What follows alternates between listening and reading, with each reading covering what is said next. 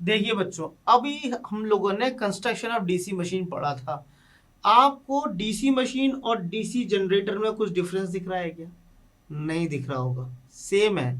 Motor भी same ही होती है, कोई अंतर नहीं है। ठीक है बच्चे, ये बोल देता हूं मैं। Suppose we have the 4 pole DC machine, this ये DC machine I have.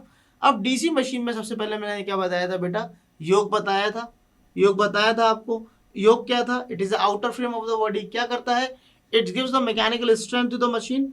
Machine को मैकेनिकल स्ट्रेंथ प्रोवाइड करता है, उसके इनर पार्ट्स को मैकेनिकल स्ट्रेंथ प्रोवाइड करता है।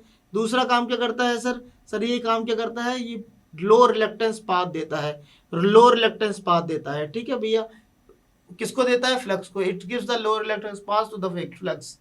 अब दूसरा बताया था सर मैंने, पोल। पोल कितने पोल है sir? N N S S. तो 4 पोल आपके पास लगे हुए हैं भैया। 2 एन है, 2 एस है, 4 पोल की मशीन है। ये क्या है? These are the pole and this is the pole. ये क्या है आपका? देखिएगा ध्यान से, ये क्या आपका? Pole shoe. This is the pole shoe. Okay, चलिएगा। और देखिए आपको ये क्या आपका लास्ट बीच में आर्मेचर। ऐसा आर्मेचर होता है, बिल्कुल cylindrical. Right, this is the armature. और आर्मेचर आपको देखा, आपने क्या देखा? This is the armature slot. ये क्या है बेटा? आर्मेचर स्लॉट है। ये आपका आर्मेचर स्लॉट है जहां पर वाइंडिंग प्लेस करते हैं हम लोग। कौन सी वाइंडिंग सर? लैप वाइंडिंग या वेव वाइंडिंग। लैप वाइंडिंग किसके लिए बनाते हैं बेटा? High current low voltage. Wave winding low current high voltage, याद रख लो। आपका लैप वाइंडिंग किसके लिए? High current low voltage. Wave winding low current high voltage. Clear है? ये क्या है सर? ये ब्रशेस है। ये किससे बने होते हैं सर? सर ये कार्बन से बने होते हैं भैया। ये कार्बन ब्रशेस हैं। का क्या काम करते हैं मैं अभी आपको बताने वाला हूं। अब देखिएगा आप, देखिए ये मशीन को स्टार्ट कैसे करते हैं। इसका इसके पीछे रीजन है principle of, this is called the principle. ये how can we start this machine. इस मशीन को कैसे स्टार्ट करते हैं? हम लोगों ने फ्लेमिंग का राइट हैंड रूल पढ़ा है, बिल्कुल पढ़ा है। This machine the generator is depends upon the Fleming right hand rule. Fleming right hand rule पर ही आधारित है। क्वेश्चन पूछा जाता है एसएससी में। क्या पूछा जाता है भैया? बहुत सारे एग्जाम, जूनियर इंजीनियर, रेलवे में भैया क्वेश्चन बहुत बार पूछा गया है कि DC generator works on the principle of Fleming left hand rule, right hand rule. किस पे काम करता है? तो आपको याद रखना है, जनरेटर हमेशा फ्लेमिंग राइट हैंड रूल पे काम करता है। क्लियर है? अब जनरेटर है क्या? जनरेटर बेटा, it's converts mechanical energy into the electrical energy. हमेशा याद रख लो, जनरेटर क्या करता है? It converts mechanical energy into the electrical energy. और डीसी जनरेटर बेसिकली इस प्रिंसिपल की मैं बात करूं तो क्या है? वेन एवर वन, देखिए कैसे।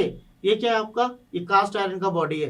कास्ट आयरन का बॉडी है, इसके अंदर आपने जैसे पोल पोल रख दिए, दैट पोल के ऊपर क्या होता है बेटा? यहाँ पर वाइंडिंग प्लेस्ड है, ऐसे ही आपके। अब ये वाइंडिंग को हम एक्साइटेशन दे देते हैं। वंस व्हेन यू बाय और purchase the generator from the market, that winding was excited. आपको इसको डीसी एक्साइटेशन पहले से दिया होता है, इट इज एक्साइटेड। जब ये एक्साइटेशन हो जाता है, आपने देखा होगा, इट बिकम्स इलेक्ट्रोमैग्नेटिक पोल। तो क्या होगा? क्या होगा भैया? जैसे ही इलेक्ट्रोमैग्नेटिक पोल बना होगा तो इसके आसपास के एरिया में फ्लक्स बन चुका होगा। पहले ही फ्लक्स बन चुका होगा, फ्लक्स सेटअप हो चुका होगा। इसके बीच में फ्लक्स सेटअप है। बस आपको करना क्या है? करना क्या है भैया?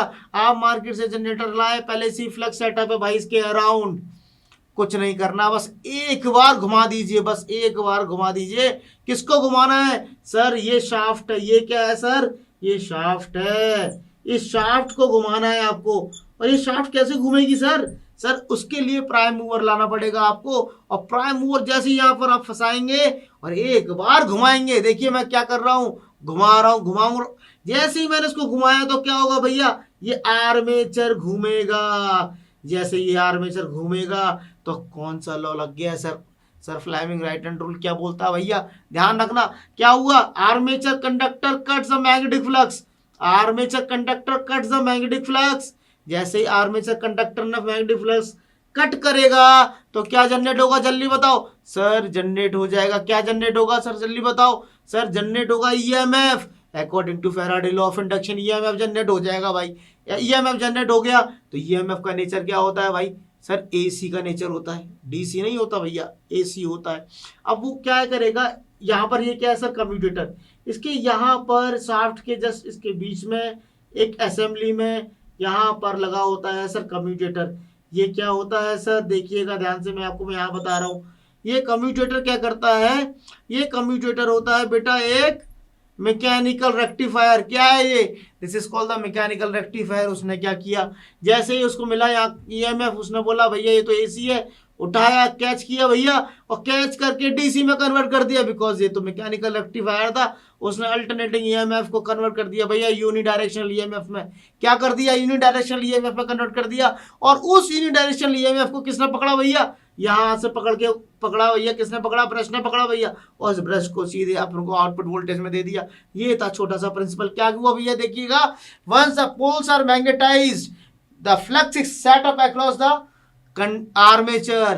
When armature tries to move by the prime mover, the armature conductor cuts the magnetic flux, EMF gets induced. When the EMF gets induced, what happens, that EMF is converted by the unidirectional EMF with the help of the commutator, and that unidirectional EMF will be getting by the help of the brushes.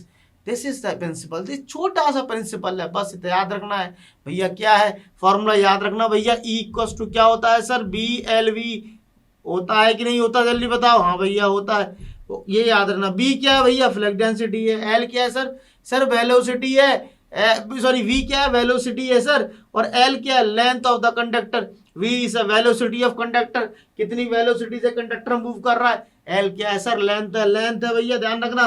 याद हो गया आपको, चलिए principal समझ में आ गया, आ गया।